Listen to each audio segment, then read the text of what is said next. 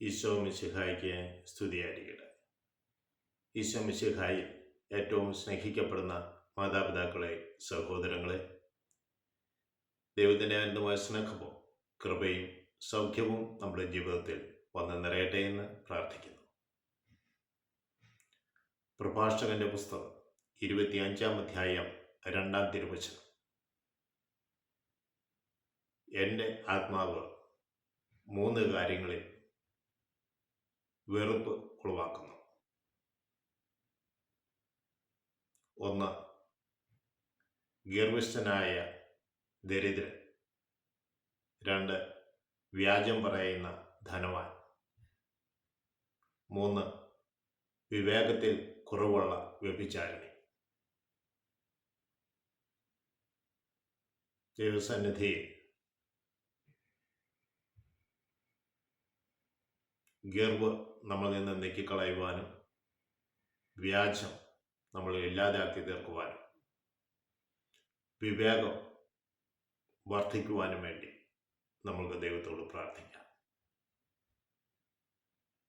3 തിന്മകൾ അവിടുന്ന് എടുത്തു കാണിക്കുകയാണ്. 1 ഗർവ്, 2 വ്യാജം, 3 വ്യഭിചാരം. കർത്താവേ, ഈ 3 മേഖലകളിൽ ഞങ്ങൾ വ്യാപരിക്കുന്നുണ്ടെങ്കിൽ ഇവയിൽ നിന്നെല്ലാം പൂർണ്ണമായി ഒരു മോചനം ഞങ്ങൾക്ക് നൽകണമേ എന്ന് ഞങ്ങൾ പ്രാർത്ഥിക്കുന്നു. ദൈവത്തിൻ്റെ ആത്മാവേ, പരിശുദ്ധാത്മാവേ, അവളെ സഹായിക്കണമേ. ഇന്നേ ദിവസം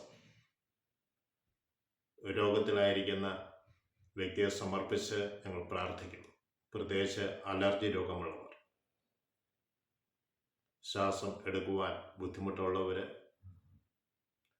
പരീക്ഷകൾ വരുമ്പോൾ പെട്ടെന്ന് ദേഹാസ്വസ്ഥം ഉണ്ടാവുകയും ശ്വാസം മുട്ടലും അലർജി രോഗങ്ങളും പെട്ടെന്ന് രൂപപ്പെടുകയും ചെയ്യുന്ന വ്യക്തികൾ, കർത്താവേ, അവരുടെ ഉള്ളിൽ നിന്നെല്ലാം ഭയത്തിൻ്റെ ആത്മാവിനെ നീക്കിക്കളഞ്ഞ് പൂർണ്ണമായ സൗഖ്യത്തിലേക്ക് മക്കളെ അവരെയും നയിക്കണമെന്ന് പ്രാർത്ഥിക്കുന്നു.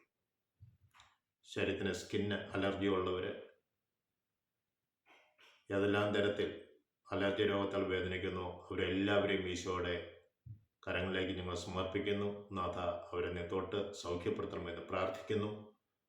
പിതാവിനും പുത്രനും പരിശുദ്ധാത്മാവിനും സ്തുതി. ഈശോ മിശിഹായ്ക്ക് സ്തുതിയായിരിക്കും.